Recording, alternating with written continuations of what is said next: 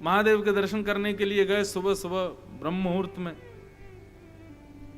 क्या सुंदर आरती होती है सुबह की, 2, 2:30, 3 बजे होती है रात्रि में।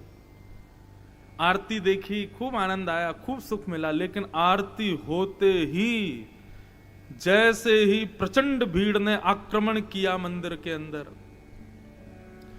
मतलब मैं केवल बैठ करके उठा और मंदिर के भीतर, इतने में तो महादेव पूरे प्लास्टिक के गिलासों में ढक गए यहां तक। जिसको जहां से मिल रही है जगह वहीं से फेंक रहा है शंकर जी पे। ये ज्ञान है? नहीं। यदि आपकी भक्ति में निष्ठा है, आपके पास ज्ञान है, तो मैं सत्य बताऊं, आपको जल ले जाने की भी आवश्यकता नहीं है, आपको दुग्ध ले जाने की भी आवश्यकता नहीं है। अपने मनोभाव से अभिषेक करो। शंकर जी पर नित्य जल चढ़ाना, दुग्ध चढ़ाना, पंचामृत चढ़ाना आदि आदि, ये उन लोगों के लिए है जिनके पास हृदय में कोई भाव नहीं है चढ़ाने को। गोस्वामी तुलसीदास जी ने जल से अभिषेक नहीं किया, गोस्वामी तुलसीदास जी ने पंचामृत से अभिषेक नहीं किया, गोस्वामी तुलसीदास जी ने अपनी मानस से अभिषेक किया है महादेव का, और महादेव ने उसको स्वीकार किया। कभी अपने हृदय के भाव से किसी नल का निकला हुआ जल, किसी नदी का जल, किसी सुंदर कुएं का जल ले जाकर के शंकर जी पर चढ़ाओगे, शंकर जी शायद प्रसन्न ना हो, लेकिन यदि विश्वनाथ को देख करके आपके नेत्र सजल हो गए और आंखों से अश्रुबिंद गिर गया, मान लेना कि महादेव प्रकट हो गए आपके सामने।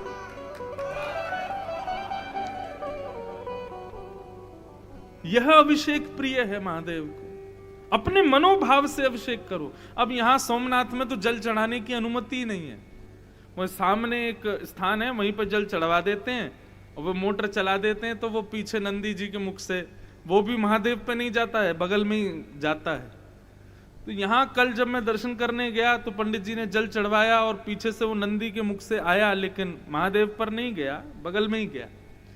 तब मन में भाव ऐसा नहीं आया कि क्यों नहीं करने देते, तब मन में भाव आया कि ये प्रथम ज्योतिर्लिंग है ना, तो सोमनाथ महादेव कह रहे हैं कि भैया मैं यही तो बताना चाहता हूं कि साधारण जल या शुद्ध नदियों के जल या पवित्र स्थानों के जल से अभिषेक मत करो, अपने हृदय के निर्मल भाव रूपी जल से अभिषेक करो। दूर से देख करके उस दर्शन के माध्यम से अपने भाव को अर्पित करो, वो मुझे स्वीकार है, उससे मैं प्रसन्न होता हूं। ज्ञान, माया और ईश्वर को अलग मानना, यही ज्ञान है।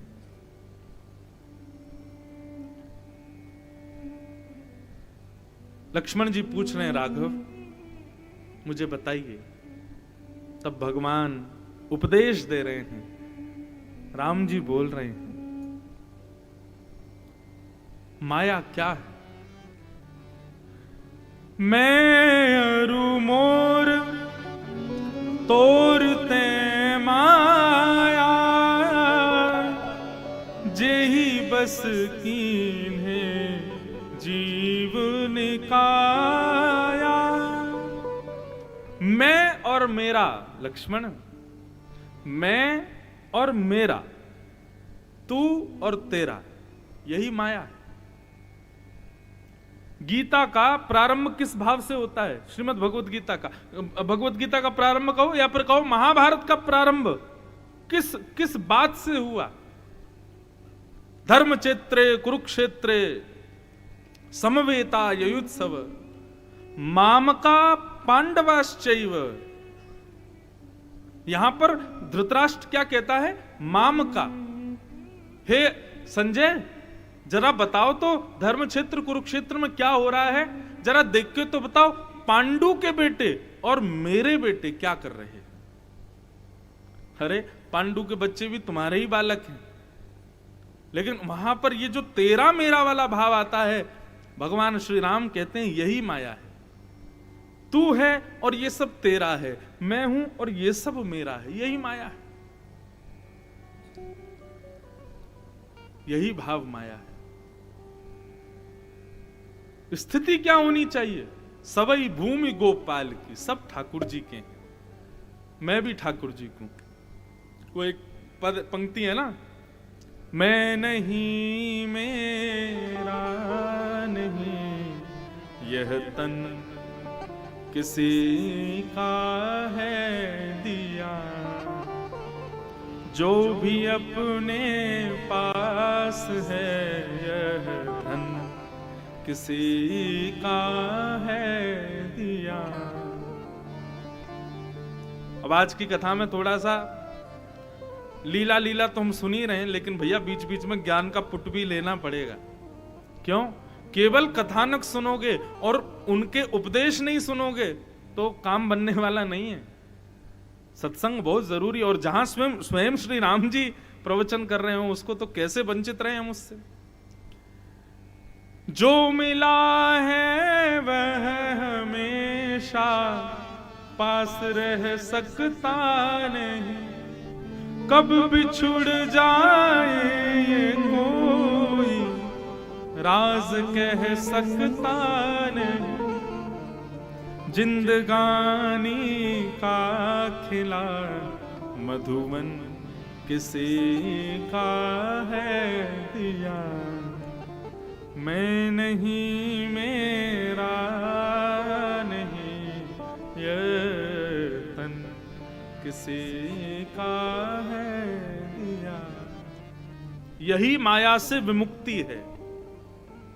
मैं हूं, मैं कर रहा हूं, मेरा है, सब कुछ मेरे वश में है, ये भाव रखना यही माया है।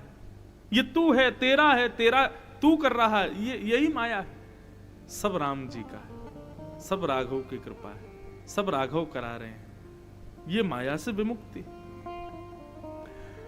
भगवान ने पहले माया का दर्शन कराया, माया किसे कहते हैं, उसके बाद वैराग्य का दर्शन कराया। लक्ष्मण, ज्ञान मान जह एकौ नाहि, देख ब्रह्म समान सब माही, कहिए तात सो परम विरागी, तृण शम सिद्धि तीन गुण त्यागी। लक्ष्मण, विरागी कौन है, वैराग्यवान कौन है? वैराग्यवान का लक्षण सबको छोड़ दे, वो वैरागी नहीं है। यहां पर श्री राम जी कह रहे हैं ज्ञान मान जहां एकौ नाही, ज्ञान का मान जिसके भीतर नहीं है। और एक और बात यहां पर कही, जिसमें अभिमान केवल ज्ञान नहीं, किसी भी वस्तु का नहीं है। देख ब्रह्म समान सब माही, सबको ब्रह्म के समान जो देखता है।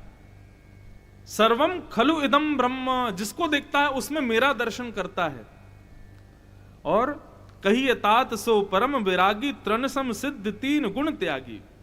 अब यहां पर एक बात राम जी बड़ी अच्छी बता रहे हैं, जो सबका त्याग कर दे वो वैरागी है।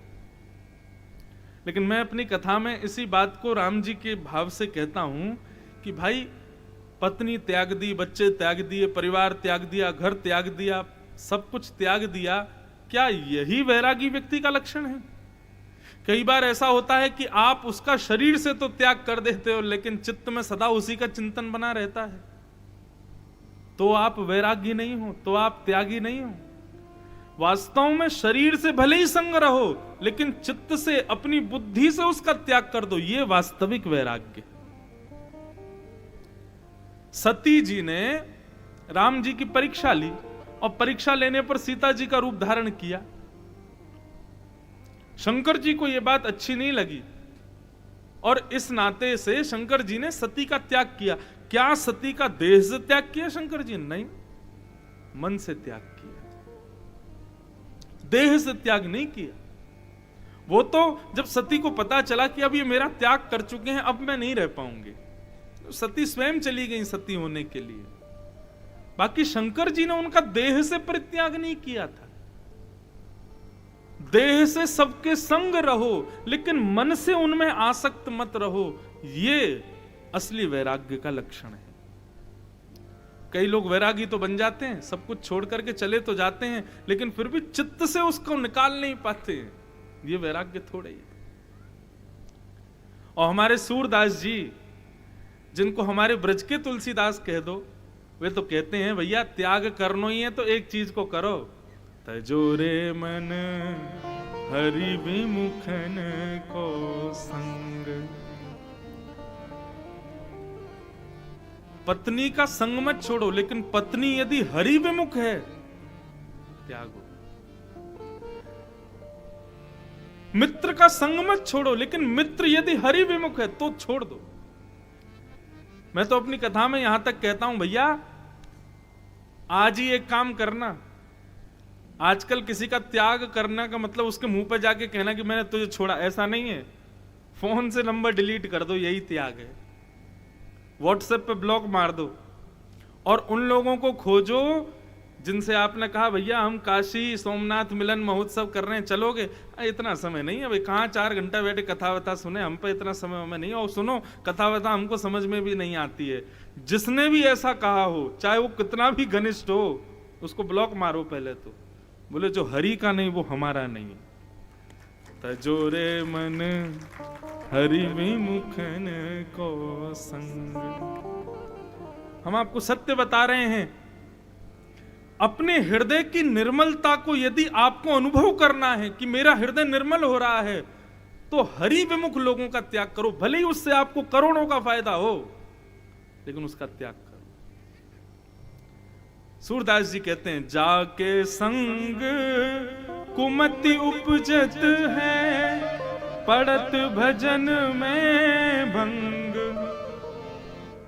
तजोरे मन हरि विमुखन को संग। तो एक प्रकार से श्री राम जी कहना चाह रहे हैं, भैया जो मेरे विमुख हैं ऐसों का जो त्याग कर देता है वही वैरागी है, वही त्याग की प्रतिमूर्ति है। और फिर भक्ति का स्वभाव बताते हैं। जाते बेगी द्रवऊ में भाई, सो मम भगति भगत सुखदाई। जिसकी भक्ति से मैं प्रसन्न हो जाऊं, वास्तव में भक्ति वही है।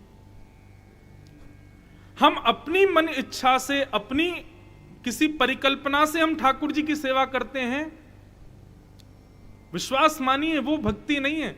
हमारी ऐसी सेवा हो जिससे श्याम सुंदर प्रसन्न हो, जिससे राघवेंद्र प्रसन्न हो, जिससे महादेव प्रसन्न हो, उसको भक्ति जानो। अब आप कहोगे महाराज जी हमको कैसे पता चले कि वो हमारी भक्ति से प्रसन्न है कि नहीं? दृष्टि में बदलाव आ जाएगा, स्वभाव में परिवर्तन आने लग जाएगा। हमारे अष्ट सखा कहते हैं कि ठाकुर जी आपकी भक्ति से प्रसन्न हैं, इस बात का प्रमाण क्या है? बोले ताको मन भक्तन की सेवा। ठाकुर जी जब किसी से प्रसन्न होते हैं तो उस व्यक्ति का भक्तों की सेवा में बड़ी रुचि बढ़ जाती है, संतों को प्रणाम करने में उसकी बड़ी रुचि हो जाती है। श्रीमद् भागवत के प्रथम स्कंद में श्री सूत जी महाराज वर्णन करते हैं, और सूत जी वहां पर कहते हैं कि भैया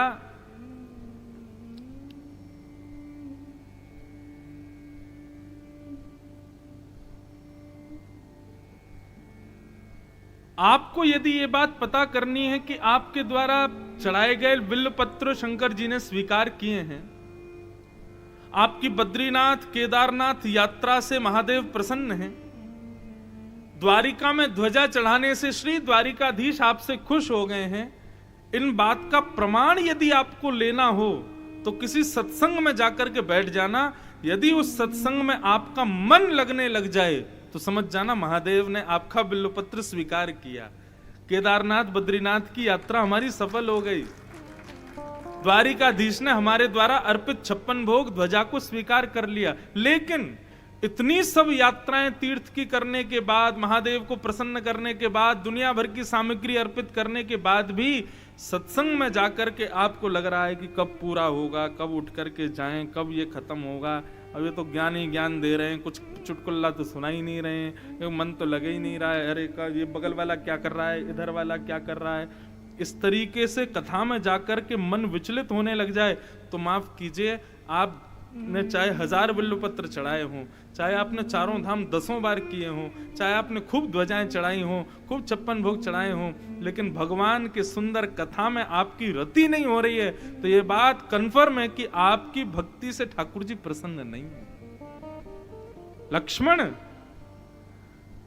तुम मेरे साथ रहते हो, वन में मेरे साथ विचरण कर रहे हो, दिन भर मेरा दर्शन करते हो, उसके बाद भी तुम्हारे हृदय में इच्छा होती है कि मुझे आप कुछ सद्ज्ञान दीजिए। ये इस बात का प्रमाण है कि मैं तुमसे प्रसन्न हूं। सत्संग सुनने की इच्छा मेरी प्राप्ति के बाद भी हो। अब लोगों को कहां तक बताएं महाराज, जैसे किसी को पता चलता ना कथा हो रही है, अब कथा हो रही है, ये सुनते ही अपने 100 काम बाद में छोड़, पहले आते हैं कथाओं में, कितनी जगह कथाओं में आते हैं। यहाँ भी कई लोग, हमारे राजकोट से एक परिवार तो पूरा सब काम छोड़ के यहीं है, आज भी एक परिवार राजकोट से आया है, सब काम छोड़ के, अहमदाबाद से आ रहे हैं, कहाँ कहाँ से लोग आ रहे हैं, बोले वहाँ कथा हो रही है, हम चलेंगे। आप सब तो काशी से ही आए हो, सब छोड़ छाड़ के आए हो, कथा सुनने के लिए ही आए हो, और कोई काम नहीं है। तो इस बात को आप मान लीजिए कि महादेव आपसे प्रसन्न हैं, इसीलिए आए हो। कथा में रति, कथा में रति बनना, ये इस बात का प्रमाण है कि जाते बेगी द्रवऊ में भाई, जिससे मैं प्रसन्न हो जाऊं, सो मम भगति भगत सुखदाई, वही मेरी भक्ति है जिससे मैं प्रसन्न हो जाऊं। और ठाकुर जी की प्रसन्नता का द्योतक है सत्संग में रुचि होना, कथा में मन लगना।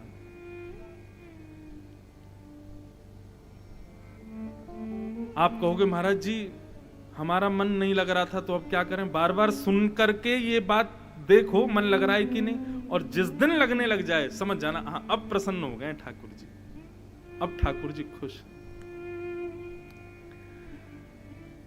भगति तात अनुपम सुख मूला, मिले जो संत होए अनुकूला। भगवान कह रहे हैं अनुपम एवं सुखकारी मूल की भक्ति तब प्रकट होती है जब कोई सिद्ध और अनुकूल संत प्राप्त होते हैं, कोई गुरु प्राप्त होता है। लक्ष्मण, भक्ति का बीज हमारे हृदय में कोई अनुकूल महात्मा ही आकर के बोता है। ऐसे कोई गुरु मिल जाएं जिनके आते ही हमारे हृदय में भक्ति के भाव उत्पन्न हो, हमारे बार बार स्थिति बने, हम सोमनाथ जाएं, द्वारिका जाएं, बद्रीनाथ जाएं, केदारनाथ जाएं, ये किसी गुरु के मिलने पर ही संभव है। बिना गुरु के मिलने पर किसी व्यक्ति के हृदय में ये कामना कभी उत्पन्न नहीं होती। इसलिए लक्ष्मण, मेरी भक्ति को पाना चाहते हैं तो संत जनों के, कथा वक्ताओं के, विप्र ब्राह्मणों के, वैष्णवों के चरणों में आश्रय लो, वे कृपा करेंगे तभी मेरी भक्ति प्राप्त होगी। एक प्रकार से यहाँ लक्ष्मण जी और राम जी का जो संवाद है, जब मैं पढ़ रहा था ना तो मुझे श्रीमद् भागवत में कपिल देवभूति संवाद याद आ रहा था। वहां पर देवभूति जी को ठीक इसी प्रकार भगवान कपिल समझाते हैं। वहां पर भी देवभूति माता को कपिल भगवान कहते हैं, मां यदि मन को एकाग्र करना है तो उसके लिए 5 गुण जिसमें हो उसका संग करो। अच्छा, अभी अभी हमने एक बात कही, सूरदास जी कहते हैं तजोरे मन हरि विमुखन को संग, जो हरि से विमुख कराने वाले उनका संग त्यागो। तो फिर किसका संग करें? संग किसका करें?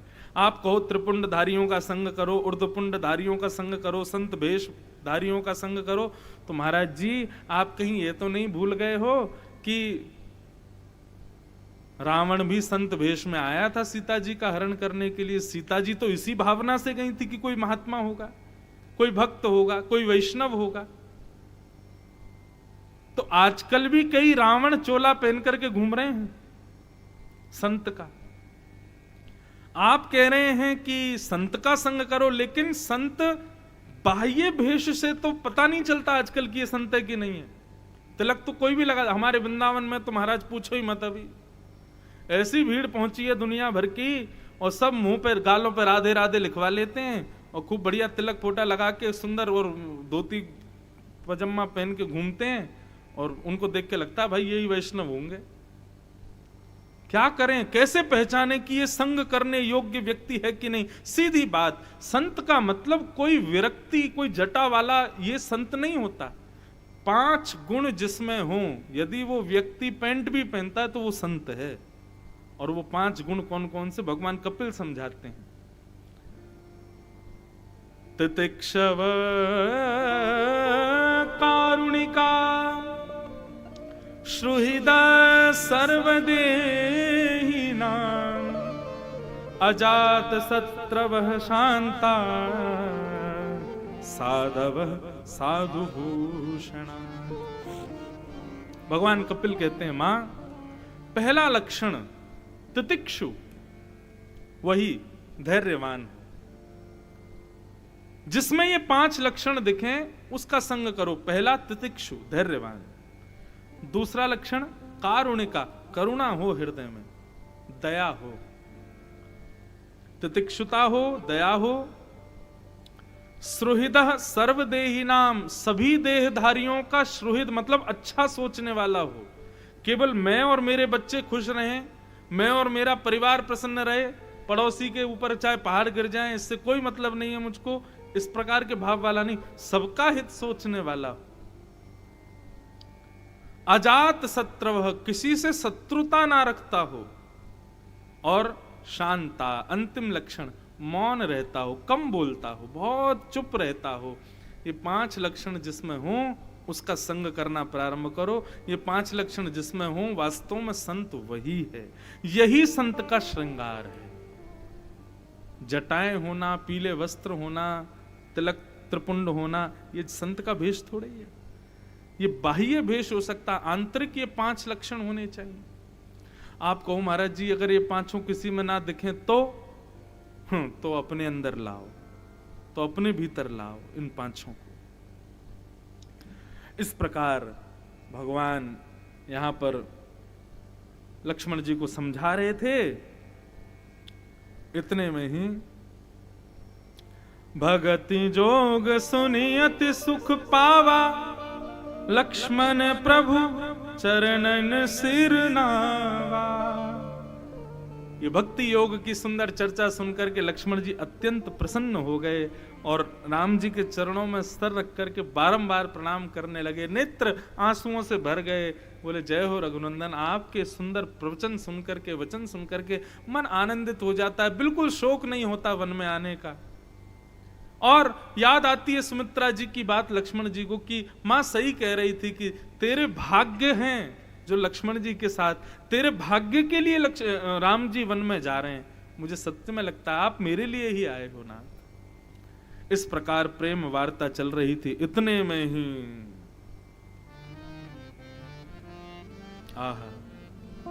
सुपन खारावन की बहनी, सुपन खारावन की दुष्ट हृदय दारुण जस अहिनी, दुष्ट हृदय दारुण जस। पंचवती सो गई एक बारा, पंचवती सो गई एक बारा, पंचवती सो गई एक बारा, पंचवटी सो गई एक बारा। देख विकल भई जुगल कुमारा, देख विकल भई जुगल कुमारा, देख विकल भई युगल कुमारा, देख विकल भई युगल कुमारा। कौन? सुपन खारावन की बहनी, सुपन खारावन की बहनी, ओ दुष्ट हृदय दारुण जस, दुष्ट हृदय दारुण जस।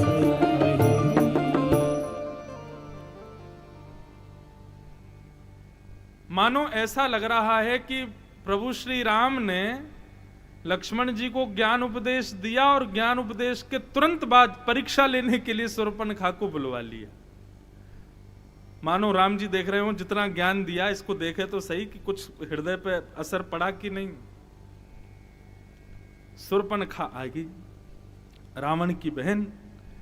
पंचवटी में जैसे ही दोनों युगल कुमारों को देखा, सुंदर स्वरूप राम जी का लक्ष्मण जी का देख करके महाराज मोहित हो गई राम जी पर। राम जी के विषय में हमारे वाल्मीकि जी कहते हैं कि राम जी का स्वरूप कैसा है, तो मुझे वो श्लोक याद नहीं है, वो वाल्मीकि जी का श्लोक है, बोले कि राम जी को देख करके तुम उन पर मोहित हो गई, ये तो बहुत दूर की बात है। राम जी की दृष्टि यदि तुम पर पड़ गई तो तुम उन्हीं के ही हो जाओगे, फिर किसी और को देख नहीं पाओगे। ऐसी स्थिति है राम जी की। आपने राम जी को देखा तो प्रेम होगा, लेकिन राम जी ने कहीं आपको देख लिया और नजर से नजर मिल गई तो फिर घायल ही हो जाओगे। तो शूर्पणखा का कोई दोष तो था नहीं बेचारी का। शूर्पणखा ने तो देखा एक गौर वर्ण एक श्याम वर्ण दोनों पंचवती के वनों में घूम रहे हैं। देख करके उसके मन में अभिलाषा हो गई, आहा इतने सुंदर पति मिल जाएं तो फिर कहना ही क्या। देखो अब यहां पर भी तर्की लोग प्रश्न कर सकते हैं कि महाराज जी शूर्पणखा प्रभु श्री राम को पति मानना चाहती है, और वहीं आप भागवत के कई प्रसंगों में और कई जगह संत महापुरुष कहते हैं कि ठाकुर जी से कोई भी संबंध बनाओ उसमें पाप थोड़ी है। तो बेचारी शूर्पणखा का क्या दोष था। देखो संबंध बनाने में दोष नहीं है, संबंध किस कारण से बनाया जा रहा है उसमें दोष है। शूर्पणखा राम जी को पति मानती है, किस बात से रीच करके, रूप पर रीच करके, चलो ये भी ठीक है, लेकिन कारण क्या चाहती है, पीछे वासना है, पीछे काम है, और जहां काम तहां राम नहीं, जहां काम रहेगा वहां राम जी नहीं रहेंगे। और जब अज्ञान होता है हमारे हृदय में तब हम रूप पर मोहित होकर के आकर्षित होते हैं। माफ कीजिएगा, हमारे वृंदावन बिहारी लाल के केवल रूप देख करके आसक्त हो रहे हो और ये जानते नहीं कि उनका रूप किस भाव से, ज्ञान नहीं है, तो आप अपने उद्धार में वंचित रहोगे। रूप पर आसक्त होना परंतु ज्ञान सहित आसक्त होना तब आपके उद्धार का कारण बनेगा, नहीं तो शूर्पणखा जैसे नाक कान कटेंगे। रूप पर आसक्त हो गई और आसक्त होकर के, चलो आसक्त हो गई, विवाह करने का मन आ गया, यहां तक भी ठीक है, फिर गलती क्या करी, रुचिर रूप धरी प्रभु पही जाई, ये गलती की। जैसी थी वैसी नहीं गई। रुचिर रूप, ठाकुर जी लुभा जाएं, ठाकुर जी आसक्त हो जाएं, ऐसा रूप बना करके ठाकुर जी के पास गई है। ठाकुर जी के सन्मुख तो जैसे हो वैसे जाओ। यहां पर मेरा मंतव्य श्रृंगार से नहीं है, मेरा मंतव्य हृदय से है। हृदय चाहे हमारा काम से भरा है, क्रोध से भरा है, लोभ से भरा है, मोह से भरा है, जैसा भी है हमारा हृदय वैसे लेकर के जाओ। उस पर ज्यादा लीपापोती करके मत जाओ, उसको छुपा करके मत जाओ ठाकुर जी के सामने। क्यों? वैद्य के सामने रोग को प्रकट करके जाओगे तभी चिकित्सा होगी, और वैद्य से छुपा करके जाओगे दूसरी दवाई मिल जाएगी, बल्कि रिएक्शन हो जाएगा और ज्यादा रोग बढ़ जाएगा। तो इसलिए वैद्य के सामने तो अपने रोग को प्रकट करके जाओ। ये महादेव वैद्य हैं, श्री कृष्ण वैद्य हैं, राम वैद्य हैं। वैद्य के सामने तो अपने अवगुण को केंद्र में लेकर के जाओ। नाथ, मैं दुनिया के सामने बहुत भोला बनता हूं, मैं दुनिया के सामने बहुत सीधा बनता हूं, दुनिया के सामने बहुत ज्ञानी बनता हूं, लेकिन मेरे अंदर सब आप जानते हो, बहुत कामी हूं, बहुत क्रोधी हूं, पड़ोसी मेरे को एक आंख नहीं सुहाता है, किसी को बढ़ता देख मेरे अंदर ईर्ष्या प्रकट होने लग जाती है, बहुत क्रोध है मेरे अंदर, पत्नी से बहुत लड़ता हूं, बच्चों पर बहुत गुस्सा करता हूं। नाथ, कभी कभी लोभ भी मेरे अंदर आ जाता है, दूसरे के धन को देख करके, दूसरे के वस्तु को देख करके इच्छा प्रकट होती है मेरे पास भी ऐसा हो। इन सब का हे नाथ चिकित्सा करो, मैं जैसा हूं मुझे ठीक करो। इस प्रकार से प्रार्थना करोगे, ठाकुर जी के सामने जाके अपने अवगुण बताओगे, तभी तो चिकित्सा होगी। लेकिन हम कैसे बन के जाते हैं? परम सुंदर, परम सुखद। अगल बगल वालों को भी दिखाते हैं हमसे बड़ो भक्त थोड़ा ही है तू कहां का जल लेके आया? बोले हम तो टोंटी से, हम तो गंगोत्री से जल मंगाया शंकर जी पर चढ़ाने के लिए, वहां पर भी होड़ लगी है भक्ति में, हम तुझसे आगे। चिकित्सा कैसे होगी फिर आपकी? जैसे हो वैसे जाओ। शूर्पणखा रूप बदल करके गई और मंद मंद मुस्कुराने लगी। राम जी भी उसको देख के मुस्कुरा गए, लक्ष्मण जी भी मुस्कुरा गए। तब समीप आकर के बोली, आपसे कुछ कहना है। राम जी बोले बोलो। बोले, तुम सम पुरुष नामो सम नारी, यह संयोग विधि रचा विचारी। मुझे ऐसा लगता है आप जैसा सुंदर पुरुष और आप जैसे सुंदर पुरुष के लिए मुझ जैसी सुंदर नारी इस संसार में और कोई नहीं होगी। ये तुम्हारे बगल में जो बैठी है बड़कल वेश धारण करके, ना श्रृंगार है, ना आभूषण है, ना कुछ है, इसको छोड़ो। दोनों मिलकर के इसका काम तमाम कर देंगे। आप मेरे से ब्याह कर लो, बढ़िया महल मिलेगा, आदि आदि सब प्रलोभन राम जी को देने लग गई। देखो मानव स्वभाव क्या है, हमको ये स्वभाव ही तो देखना है यहां पर राम जी का। मानव स्वभाव क्या है? मानव जानता है कि ये सामने वाला जो मुझको प्रलोभन दे रहा है ये गलत है, लेकिन फिर भी इसका परिणाम अच्छा होगा, इसलिए वो उसके प्रति आसक्त हो जाता है, उस क्रिया को कर लेता है। बुरा मत मानिएगा, बुरा करने से पहले हम सबको पता होता है कि ये गलत है। ऐसा नहीं हो सकता कि गलती करते समय हमको ना पता हो कि ये गलत है, लेकिन फिर भी लोग गलती करते हैं। क्यों? एक समय के लिए भूल जाते हैं कि भगवान नाम का कोई तत्व भी है, एक समय के लिए विस्मृति कर देते हैं। उनका मन बार बार संकेत करता है ये गलत है, ऐसा मत करो, लेकिन फिर भी वो कहते हैं अब जो होगी सो देखी जाएगी, कछु दिना को जीवन है, कर ले, कर देते हैं। लेकिन हमको राम जी से यही तो सीखना है। परम सुंदरी बनकर के आई है शूर्पणखा, लेकिन राम जी ने उसकी ओर अपना चित्त जाने नहीं दिया। इसी को कहते हैं तीसरा लक्षण, और वो क्या है? धृति, क्षमा और दम। तीसरा लक्षण अपनी इंद्रियों की इच्छाओं को पूरा ना करना, संयमित रहना।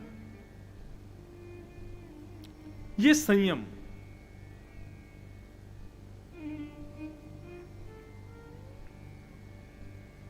नहीं हुए आ सकते। बोले क्षमा करो, हम एक पत्नी व्रती हैं, हमने इनसे ब्याह किया, जीवन भर इनके साथ रहने का ही हमारा संकल्प है, इसलिए हम आपसे ब्याह नहीं कर सकते। सुनो, वो दूर देखो शिला पर एक बैठे हैं। बोले हाँ, हमारा तो रंग फिर भी काला है, हम तो फिर भी सांवले हैं, ये भी इन्होंने ब्याह कर लिया हमसे जैसे तैसे, नहीं तो हमारा रंग तो कोई साफ है नहीं। वो देखो कितने गोरे चमक रहे हैं, बिल्कुल बढ़िया मणि की तरह। उनके संग जब तुम सभाओं में जाया करोगी, उनके संग जब रथ पर बैठ करके निकला करोगी, तो देखो सब केवल तुम्हारी प्रशंसा करें, उससे काम नहीं बनेगा ना। सब यूं कहेंगे अरे वाह शूर्पणखा पति बहुत ढूंढ के लाई है, देखो क्या रंग है, क्या रूप है, क्या नैन नक्श है। लक्ष्मण जी कोई कम थोड़ी है, एक जैसे ही है राम लक्ष्मण, बस राम जी सांवले हैं, लक्ष्मण जी थोड़े गोरे हैं। बोले अकेली तुम्हारी प्रशंसा होगी यदि मुझसे ब्याह करोगी, लेकिन उनके साथ ब्याह करोगी तो सब जगह वाहवाही होगी, वाह शूर्पणखा तुम सुंदर, तुम्हारे पति तुमसे भी सुंदर, तुम्हारा यश और बढ़ेगा। और सुनो, इनका तो ब्याह भी नहीं हुआ है। अच्छा, अब राम जी यहां क्या कर रहे हैं? ये परीक्षा ले रहे हैं राम जी, देखें तो सही, और सबको दिखा भी रहे हैं। देखो भाई, हमारे आश्रय में, ज्ञान के आश्रय में रहने वाले उस सेवक को भी देखो, वह भी अपनी इंद्रियों पर विजय प्राप्त कर चुका है। मम अनुरूप पुरुष जग माही, देख खोज लोक तिनु नाही। यह बात शूर्पणखा कहती है कि मेरे लिए पुरुष पूरे विश्व में ढूंढने से भी नहीं मिलेगा। ताते अब लग रही कुमारी, मनुमाना कछु तुम ही निहारी। मेरे समान ढूंढने पर भी मेरे लिए कोई पुरुष नहीं मिला, इसीलिए मैं अभी तक कुंवारी हूं। आपको देख करके मुझे लगता है कि आप ही सर्वस्व। राम जी बोले वहां जाओ, वहां प्रयास करके देखो। शूर्पणखा लक्ष्मण जी के पास गई। लक्ष्मण जी बोले कहिए। बोले ब्याह करना है आपके साथ। बोले हमारे साथ ब्याह करना है? बोले हाँ, आपके भैया थोड़े सांवले हैं, उनके साथ रथ में बैठूंगी तो मेरी शोभा नहीं बनेगी, सभाओं में जाऊंगी तो मेरी शोभा नहीं बनेगी, इसलिए मैंने उनको, और उनका ब्याह भी हो चुका है, दिन भर उससे लड़ाई होती रहेगी बगल में जो बैठी है। अब मैं इतना कलेश नहीं चाहती, स्वच्छंद जीवन चाहती हूँ। आप बढ़िया हो, अकेले हो, गोरे भी हो, सुंदर भी हो, आपके संग रथ में भी बैठूंगी, सब जगह शोभा बनेगी, आप और मैं प्रेम से रहेंगे, जीवन यापन करेंगे, आप मुझसे ब्याह कर लो।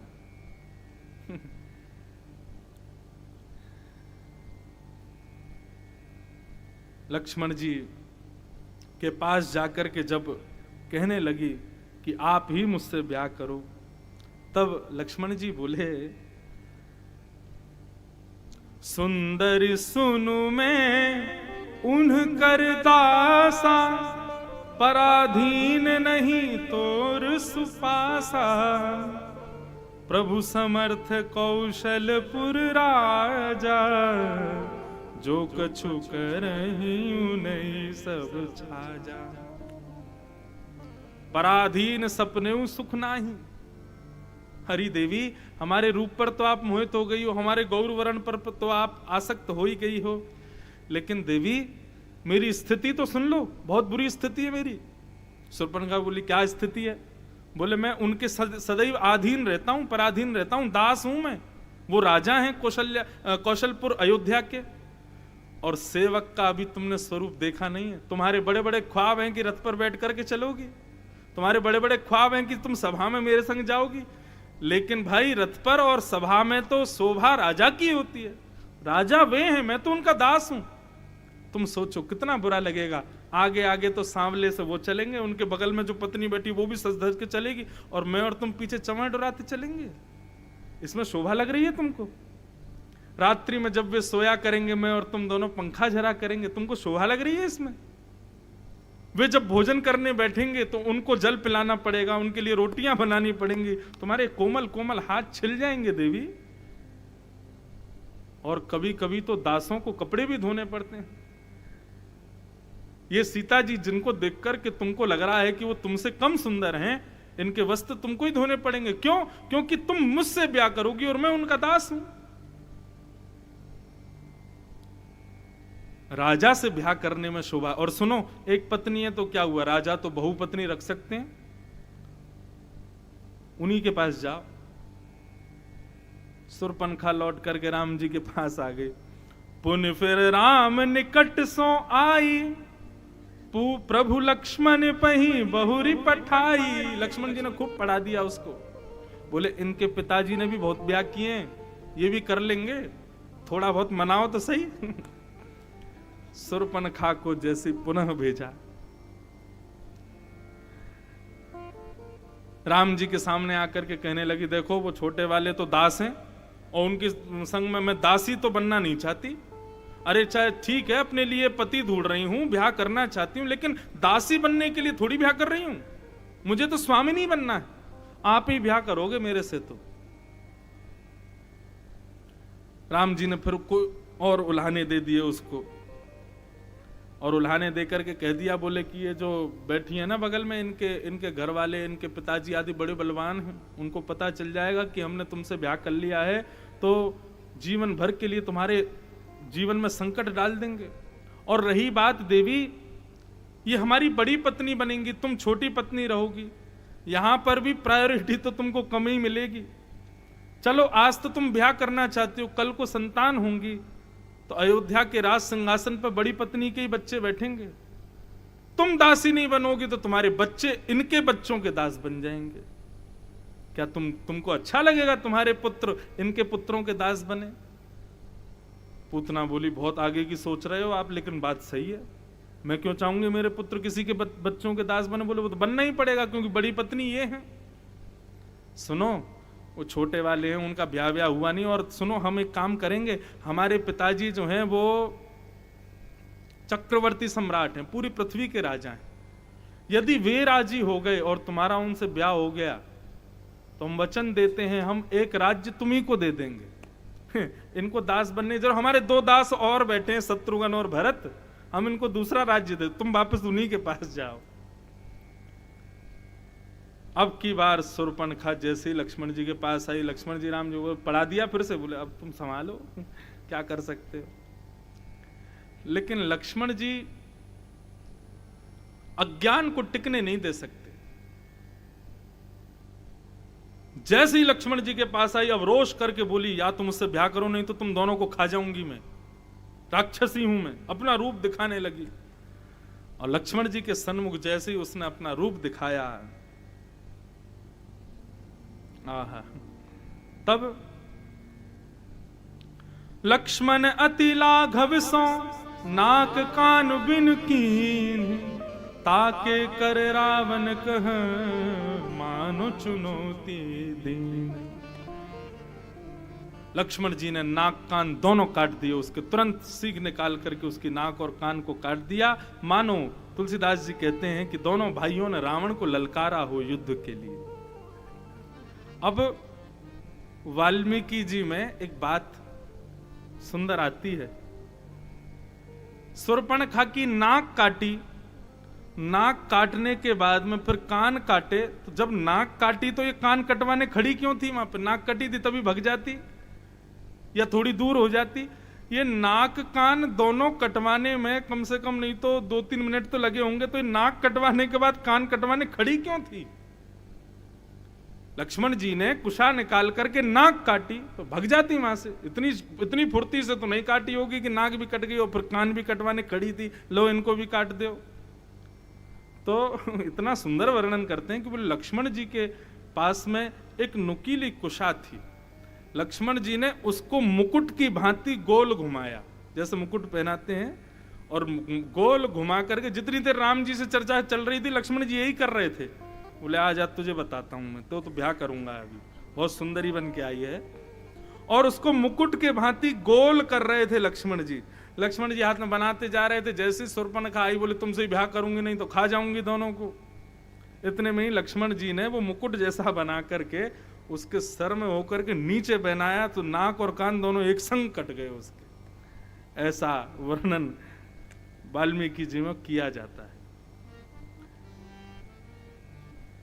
नाक कान बिन भई विकारा, जनु श्रवण जनु द्रवशैल गरु के धारा।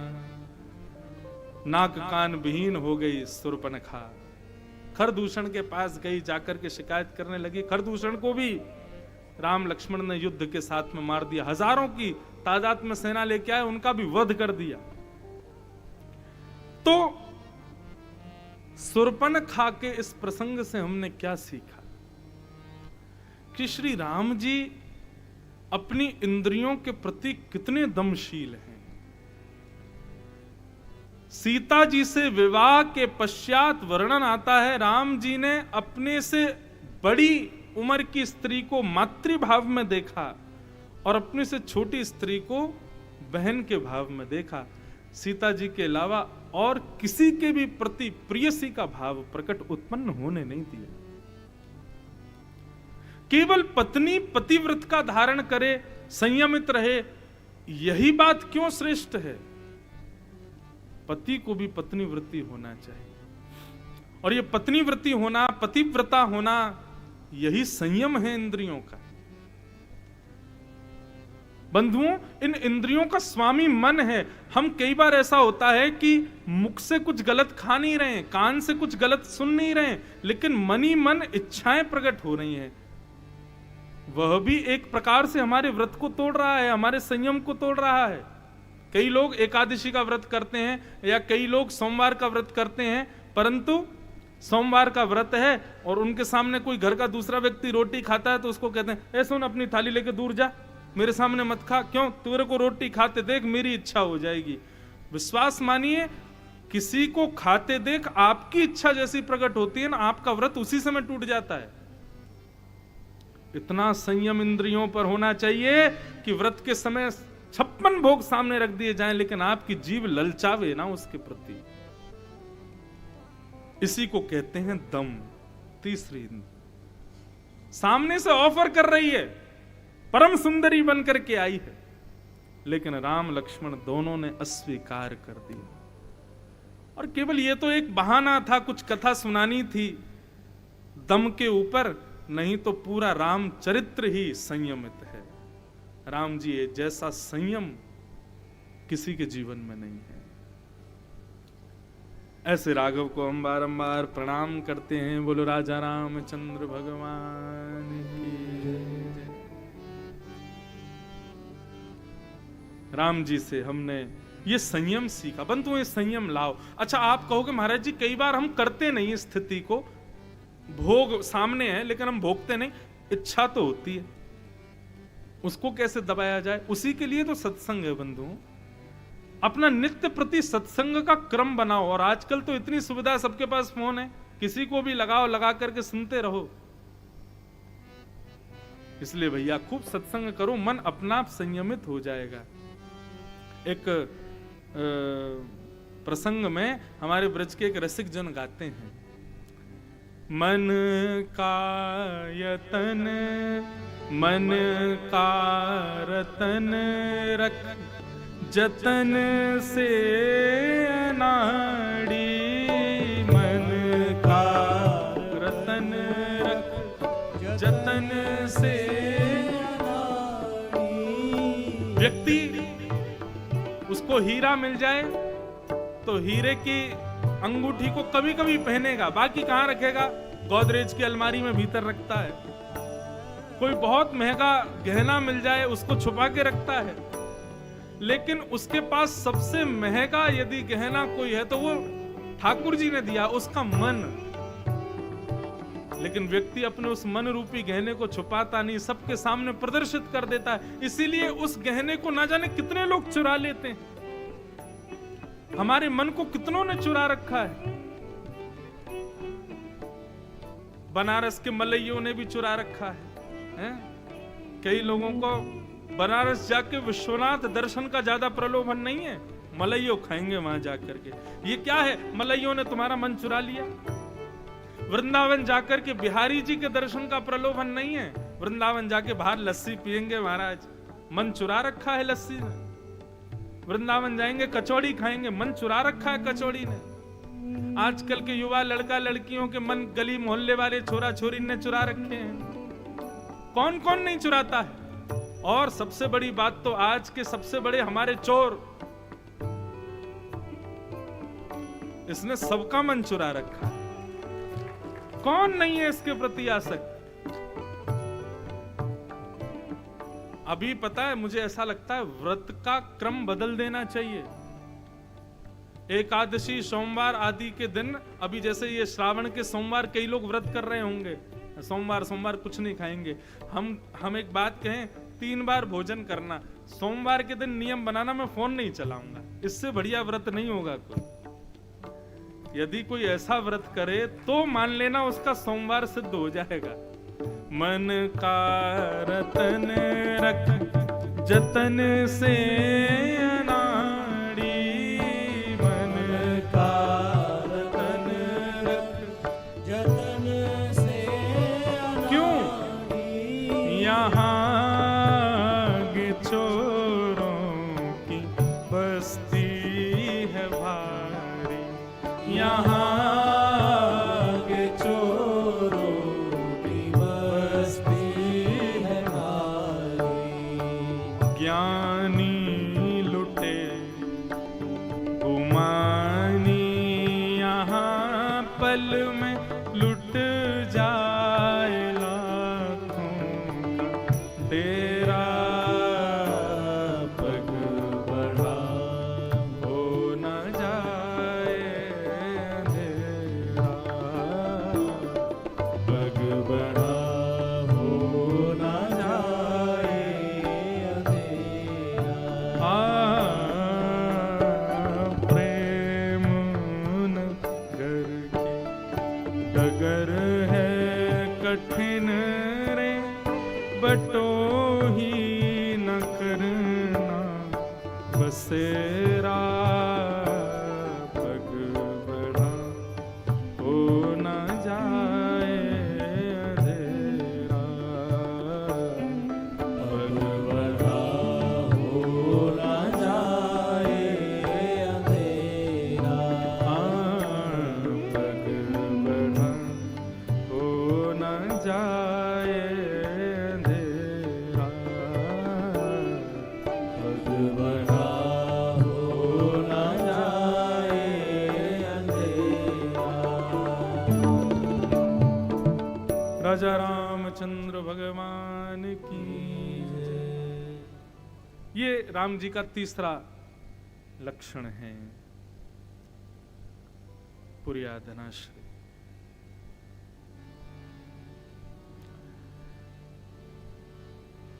धैर्य, क्षमा और संयम। अब कल जो चौथा लक्षण हम राम जी का सुनेंगे वो क्या है? अस्तेयम, चोरी ना करना। आप कहोगे ये तो कभी नहीं करी, लेकिन यहां दूसरी चीजों की चोरी की बात कर चल रही है, वो कल ही बताएंगे उसको। अब हम चलते हैं चारों भाइयों में सबसे छोटे श्री शत्रुघ्न जी महाराज जी के सुंदर चरित्र की ओर। बंधुओं, हमने खूब खोजा शत्रुघ्न जी के बारे में। गोस्वामी जी ने कहीं कुछ लिखा हो, वाल्मीकि जी ने कुछ लिखा हो, लिखा तो है बट इतना सूक्ष्म है। तो मन में भाव आ रहा था कि भरत जी के लिए लिखा, लक्ष्मण जी के लिए लिखा, राम जी के लिए तो खैर पूरी मानस ही है। सीता जी का व्यवहार, कौशल्या का व्यवहार, केकई का स्वभाव, सुमित्रा के व्यवहार, कहां तक कहें मंथरा, मंदोदरी आदि सबके बारे में लिखा। लेकिन शत्रुघ्न जी का जितना सूक्ष्म चरित्र है उतना किसी का नहीं। क्यों?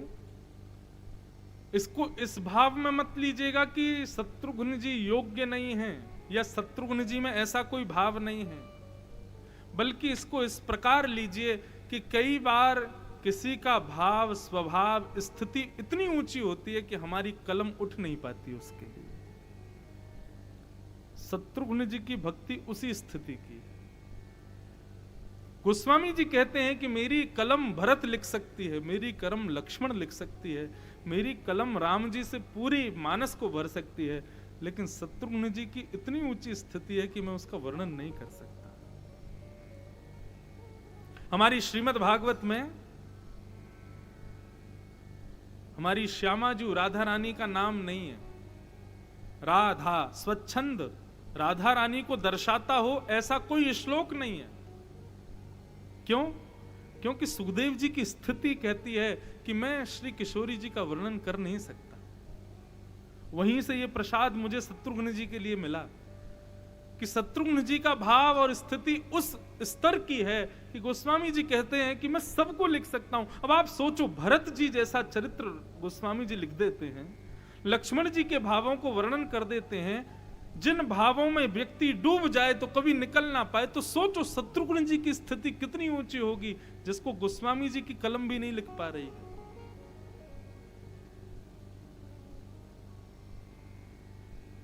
ऐसे हैं श्री शत्रुघ्न जी महाराज। वाल्मीकि रामायण के एक टीकाकार हुए श्री गोविंद राज स्वामी जी महाराज, हमारी श्री रामानुज संप्रदाय के आचार्य हुए। बहुत ध्यान से सुनिएगा, बहुत स्थिर होकर के सुनिएगा। बहुत गंभीर प्रसंग है श्री शत्रुघ्न जी महाराज का। वैसे क्रम से यदि अगर मैं लेता तो मुझे कल लेना चाहिए था, लेकिन भरत जी का चरित्र इतना विस्तृत है कि उसके लिए पूरा दिन उन्हीं के चरित्र में कहने में निकल जाएगा। इसलिए फिर मैंने सोचा भरत जी का बाद में लेंगे, पहले शत्रुघ्न। लेकिन अगर भक्ति के प्रभाव के क्रम में अगर अभी हम जो चल रहे हैं, पहले दिन राम जी का सामान्य, दूसरे दिन लक्ष्मण जी का विशेष, फिर आता है भरत जी का विशिष्ट, और फिर आता शत्रुघ्न जी का अति विशिष्ट। लेकिन शत्रुघ्न जी का भाव इतना सूक्ष्म है कि मैंने सोचा आज उसको कह लेते हैं, कल विस्तार से भरत जी का कहेंगे, परंतु अति सूक्ष्म में भी तीनों भाइयों से प्रवर धर्म है श्री शत्रुघ्न जी महाराज का। तो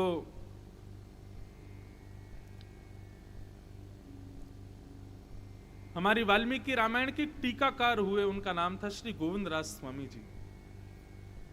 उन्होंने प्रयास किया है शत्रुघ्न जी के बारे में थोड़ा कुछ लिखने का, और उनकी वाणी में हम सुने शत्रुघ्न जी का चरित्र। 4 प्रकार के धर्म बताए हैं, सामान्य, विशेष, अति विशेष और विशिष्ट। ये 4 प्रकार के चारों भाइयों के धर्म हैं। उसमें प्रथम यानी कि सामान्य धर्म बताया गया है श्री राम जी का। अब आप धर्म के भाव से क्या समझ रहे हैं? हम आप लोग जो अपनी क्रियाओं में, कृत्यों में जो धर्म करते हैं, उन धर्मों का भाव यहां लिया जा रहा है। तो हम सामान्य भाव से जो हम सब भी कर सकते हैं, वो धर्म अपनाया श्री राम जी ने।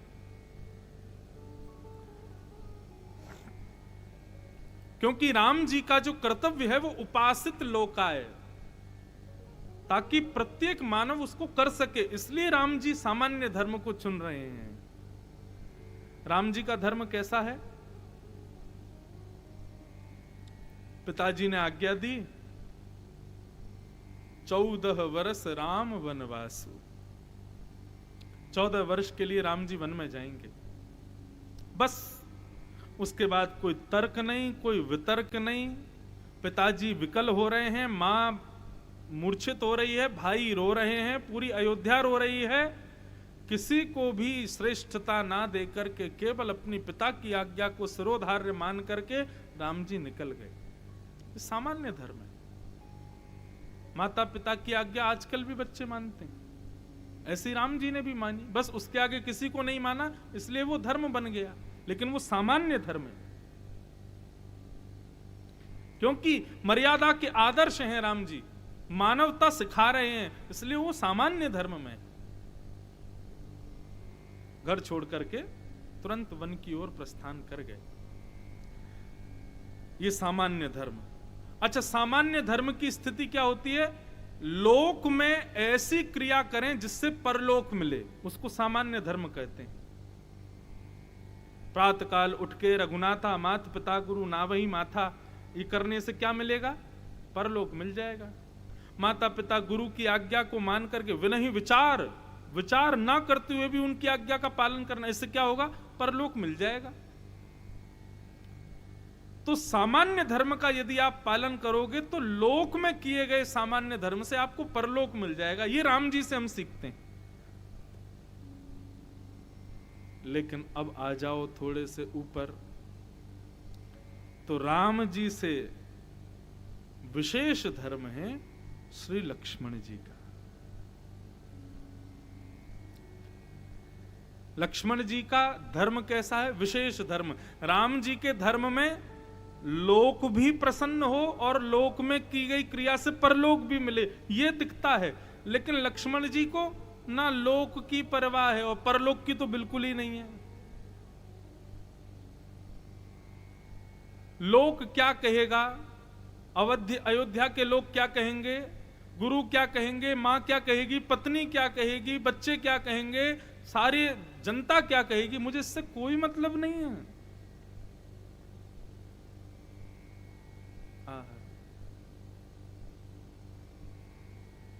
लक्ष्मण जी महाराज कह रहे हैं, मोरे सब एक तुम स्वामी, दीन बंधुर अंतर्यामी।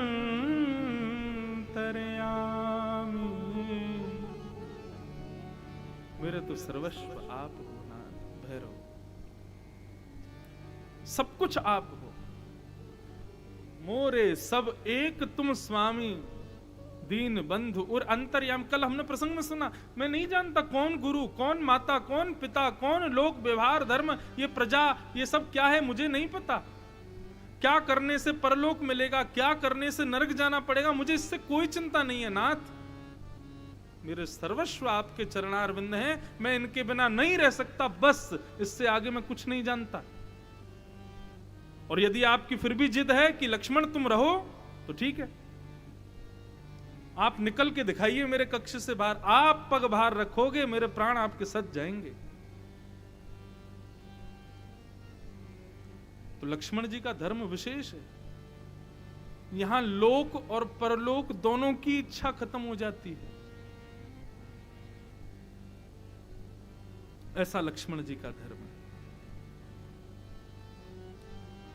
लक्ष्मण जी के धर्म में लक्ष्मण जी स्पष्ट कर देते हैं कि लक्ष्मण एक देह का नाम है, प्राण तो उसके राम है। राम गए तो देह अकेला क्या करेगा।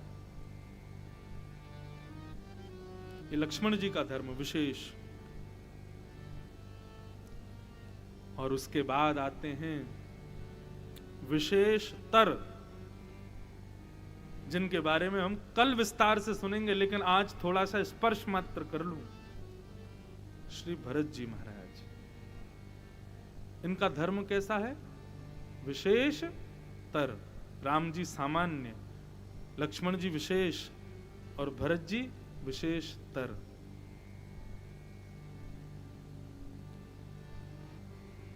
भरत जी को एक प्रकार से यदि कहा जाए तो जो भागवत सुनने वाले लोग हैं, जो स्थिति हमारी ब्रज की गोपियों की है, वो स्थिति श्री भरत जी की है राम जी के प्रति। भरत जी उसी स्थिति में रहते हैं, तत् सुखे सुखित्वम, जिसमें मेरे स्वामी प्रसन्न उसमें मैं प्रसन्न। ये भरत जी की स्थिति।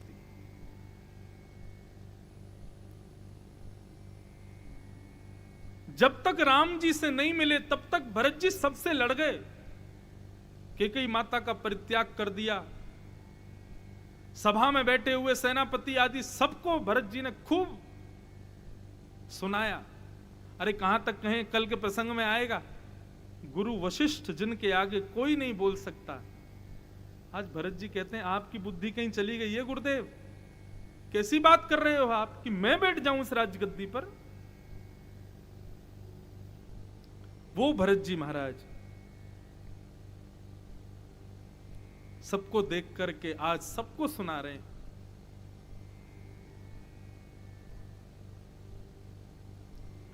जब चित्रकूट जाने का प्रसंग आया, तैयारी होने लगी, भैया चित्रकूट चलेंगे, राम जी को मना करके लाएंगे। भरत जी से सब सहमत हो गए, भरत जी आप बिल्कुल ठीक कह रहे हो, आप जो चाह रहे हो वही होना चाहिए, राम जी वापस आएंगे। क्योंकि आज्ञा देने वाले महाराज दशरथ अब शरीर से नहीं है, आप राजा हैं, राम जी की अनुपस्थिति में आप चाहें तो आज्ञा कर सकते हैं कि राम जी वापस चलिए। और भरत जी का तो यह संकल्प था कि मैं और शत्रुघ्न जाएंगे वन में, लक्ष्मण और राम जी वापस आए। अब जो भी जिस प्रकार से भरत जी चाहते थे सबको मना लिया, लेकर के जैसे ही पहुंचे हैं राम जी के पास,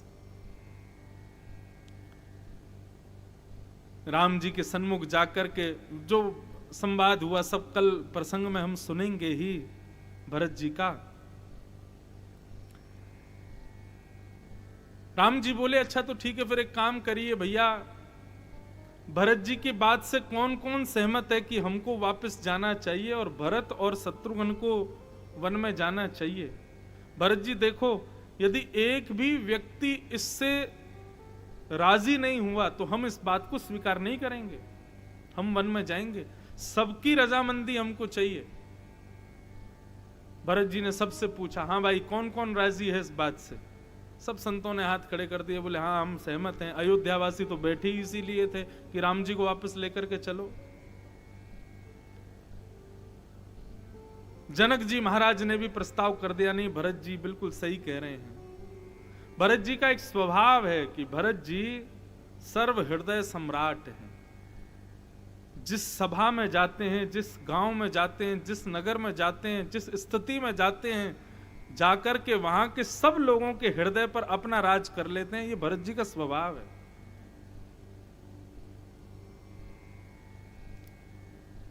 राम जी को लगा कि शायद हमारे संग इतने दिनों से बैठे हैं सीता जी लक्ष्मण जी, ये तो मेरे पक्ष में ही बोलेंगे। जब उनसे पूछा गया तो लक्ष्मण जी और सीता जी ने भी भरत जी का ही पक्ष विशेष बताया। बोले नहीं, भरत जी बिल्कुल ठीक कह रहे हैं, हमको वापस चलना चाहिए, भरत जी की आज्ञा माननी चाहिए। तो राम जी के हृदय में आया कि भाई सब कह रहे हैं तो चलते हैं वापस। मन थोड़ा सा खिन्न तो हुआ कि अब रावण को कौन मारेगा, हनुमान जी से अभी मिलना है, आदि आदि बहुत लीलाएं होनी है, सब रखी रह जाएंगी, अब सब विपरीत होगा, अब वापस जाना पड़ेगा, पता नहीं कैसे संभव होगी आगे की लीला। तो जैसे ही राम जी उठे, राजी हुए, अयोध्यावासी नाचने लगे, संत महात्मा सब वेद स्तुति गाने लगे, सब लोग नृत्य करने लगे, आनंद मनाने लगे। बोले जय हो रघुवंशी राम की जय हो, भरत भैया की जय हो। मना लिया राम जी को वापस ले जाने के लिए, मानो समस्त अयोध्यावासियों के प्राण वापस आ गए हों। सब प्रसन्न थे, सबकी आंखें सजल थीं, लेकिन हमारे रघुनाथ जी के मुख पर प्रसन्नता नहीं थी, क्योंकि श्री राघव नेत्र बंद करके बैठे हैं और उनको नेत्रों के भीतर हनुमान जी का दर्शन हो रहा है, सबरी का दर्शन हो रहा है, जटायु का दर्शन हो रहा है, आदि आदि दंडकारण्य वन के सब संत, विभीषण आदि सब भक्तों की स्मृति राम जी को सता रही है। जैसा विचार किया था, जैसी पूरी रूपरेखा बनाई थी, अब उन भक्तों को दर्शन नहीं हो पाएगा। और राम जी कोई उनको दर्शन देने थोड़ी जा रहे हैं, ठाकुर जी तो भक्तों का दर्शन करने के लिए जा रहे थे। सब लोग आनंद चित्त हो गए, सब नाचने लगे, गाने लगे। लक्ष्मण जी तुरंत दौड़ करके गए, कुटिया में जाकर के सब सामग्री समेटने लगे। बोले चलो वापस जाने का समय आ गया, अब तो राम जी मान गए, चलो वापस। लेकिन रघुनाथ जी के मुखमंडल को भरत जी ने जब देखा, और भरत जी ने जैसे ही पाया कि श्री राघव के मुख पर शुष्कता है,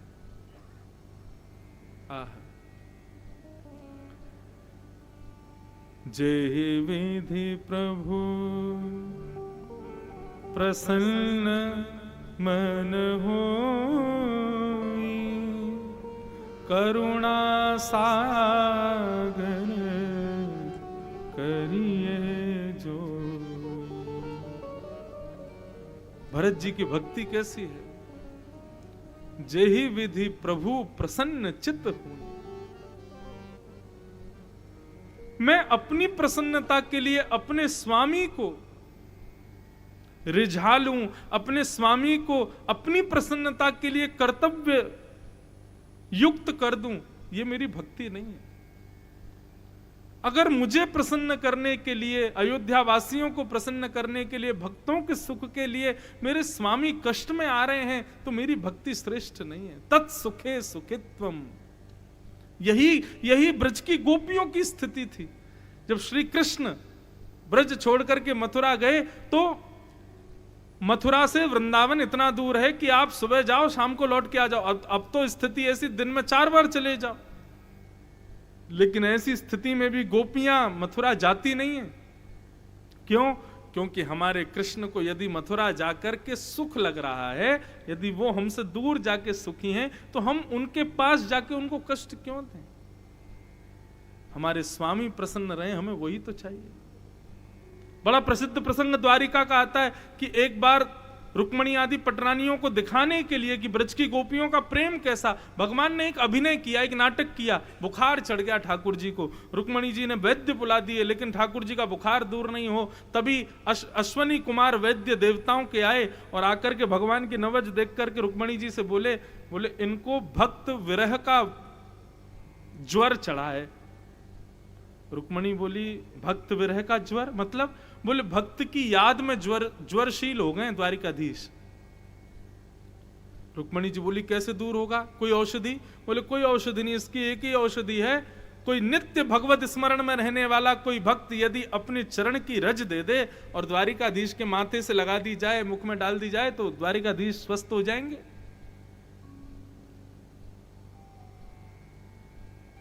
रुक्मणी जी ने नारद जी को बुलाया, बोले नारद जी आप नित्य भगवान का नाम गाते हो, आपसे ज्यादा भगवान नाम गाने वाला कोई नहीं है। द्वारिकाधीश को बुखार चढ़ा हुआ है और अश्वनी कुमार वैद्य कहते हैं भक्त की चरण रज से ठीक होंगे द्वारिकाधीश, लाओ अपनी चरण रज दे दो। नारद जी बोले वीणा रख लीजिए और आज के बाद भजन नहीं करूंगा, यह भी स्वीकार कर लूंगा, लेकिन अपनी चरण रज नहीं दूंगा। कैसी बात कर रही है मां आप? मैं निरंतर भगवत स्मरण इसलिए थोड़ी करता हूं कि एक दिन आने पर मैं अपनी चरण रज भगवान को दूं। मुझे नरक जाना है। अरे नरक से भी बुरी गति मिलती है यदि भगवान की ओर कमर कर दी जाए, और आप कह रही हो चरण रज दे दूं मैं? आप दे दो ना, आप तो हमेशा द्वारिकाधीश के संग ही रहती हो, आप दे दो। अरे तुम कैसी बात करते हो, मैं उनकी भक्त तो हूं लेकिन पत्नी भी तो हूं, पतिव्रता धर्म भी तो है, मैं नहीं दे सकती। नारद तुम तो बहुत भक्तों को जानते होंगे, किसी को मना फुसला करके उसकी चरण रज लिया। नारद जी बोले दुनिया में ब्रह्मांड में कोई भक्त अपनी चरण रज ठाकुर जी को नहीं दे सकता। भक्त का है बात का फिर? रुक्मणी जी बोली ज्वर में भी तो नहीं देख सकते द्वारिकाधीश को, ऐसी पीड़ा में भी तो नहीं देख सकते, नारद कुछ करो। नारद जी सब भक्तों के पास गए लेकिन किसी ने भी चरण रज नहीं दी। सब बोले नारद दोबारा आ मत जाना, अरे हमको नरक जाना है क्या, तुमको पता है कितनी बुरी गति होगी हमारी। नारद जी सब जगह घूमते घूमते पहुंच गए वृंदावन। यमुना के तट पर बैठे थे चिंतातुर, तभी कुछ गोपियों का आगमन हुआ। गोपियों ने पूछा नारद कैसे हो, और तुम तो द्वारिका जाते रहते हो, हमारो लाला कैसा हो ये बताओ, हमारो कन्हैया कैसा है। नारद जी बोले ज्वर में तप रहे हैं, 4 दिन से द्वारिकाधीश को बुखार चढ़ा है, लाल वर्ण का मुख हो गया है द्वारिकाधीश का ज्वर के कारण। अरे हमारे लाला बुखार आ गो, किसी वैद्य को नहीं दिखाया, कोई ने नजर उतारी कि ना उतारी? बोले सब कर लिया गोपियों, उनका ज्वर दूर नहीं हो रहा।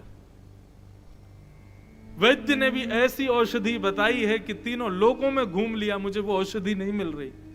गोपी बोली ऐसी कौन सी औषधि है? बोले रहने दीजिए, क्या करेंगी सुनकर के, मिलनी तो है नहीं, बार बार चिंतन करके क्यों हम अपने स्थिति को और बिगाड़ें। गोपी बोली अरे नेक बता तो सही भैया, कहीं हमारे वृंदावन में मिल गई तो। नारद जी बोले निरंतर कृष्ण स्मरण में रहने वाला कोई भक्त यदि अपनी चरण की रज दे दे और वो रज ले जाकर के द्वारिकाधीश के माथे से लगा दी जाए, मुख में छोड़ दी जाए, 12 अंगों पर लगा दी जाए, तो द्वारिकाधीश का ज्वर दूर हो जाएगा। जैसे ये बात सुनी कि द्वारिकाधीश को भक्त चरण रज से ज्वर दूर होगा, गोपियों ने कोई विचार ही नहीं किया, तुरंत यमुना जी में जाकर के अपने चरण गीले किए, बाहर आकर के वहां की बालुका में अपने चरणों को लौटाने लगी, अपने साड़ी के एक भाग को फाड़ करके नीचे बिछा दिया, अपने पैरों को घिस घिस करके अपनी रज को उसमें भरने लगी, पोटलियां बना करके सबने इकट्ठी करके नारद जी को खूब सारी पोटलियां भर भर के दे दी। बोले नारद विलंब मत करो, अभी जाओ, द्वारिकाधीश के कष्ट को हम देख नहीं पा रही हैं, जल्दी जाकर के उनके माथे से लगा देना, मुख में धर देना, और सुनो रज बच जाए रुक्मणी को दे देना। जब कभी द्वारिकाधीश को नजर लगे, खांसी हो, जुकाम है, चाहे बुखार आ जाए, आगे भी हमारी रज लगा दिया करना।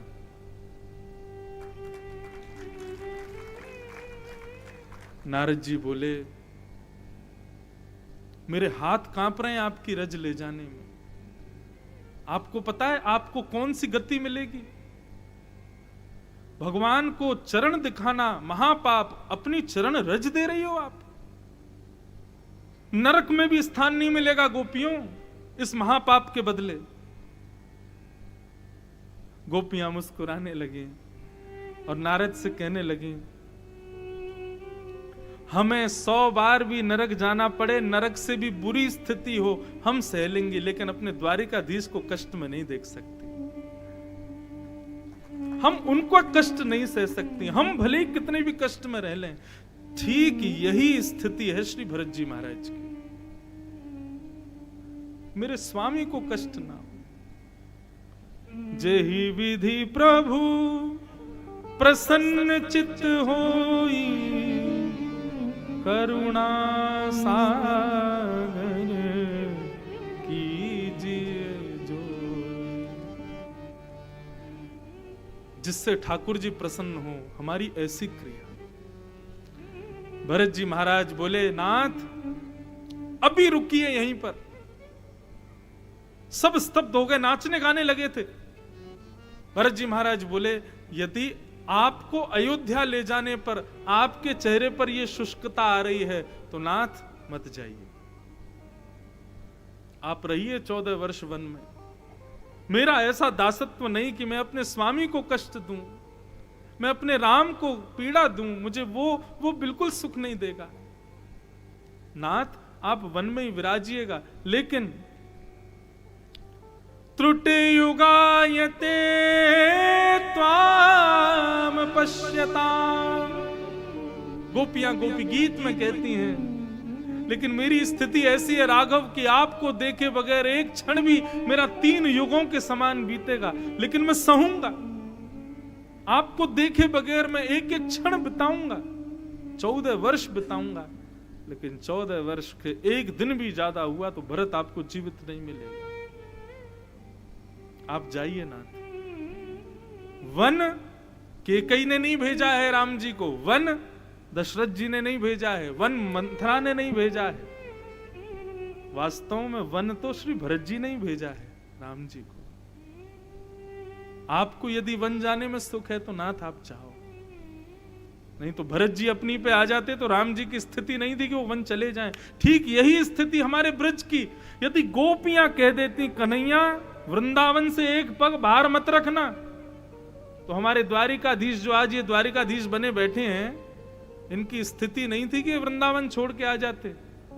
मैं तो अपनी कथा में कहा करता हूं, हम ब्रजवासियों ने तो अपने हृदय के टुकड़े श्री कृष्ण को, अपने हृदय स्वरूप श्री कृष्ण को दान किया है, पूरे विश्व को दिया है, पूरे विश्व को। नहीं तो ब्रजवासी अपनी पर आ जाते तो श्री कृष्ण कभी नहीं जा सकते थे। हमारे ब्रजवासियों के ही एक अंश हैं श्री भरत जी महाराज अयोध्या में। अब सब आज ही सुना दें, कल क्या बताएंगे, पर भरत जी को कल के लिए छोड़ो, कल आएगा श्री भरत जी का भाव। तो भरत जी का धर्म कौन सा है? विशेष तर। राम जी सामान्य, लक्ष्मण जी विशेष और भरत जी विशेष तर। लक्ष्मण जी के धर्म का नाम क्या है? लक्ष्मण जी का धर्म है सेवा धर्म।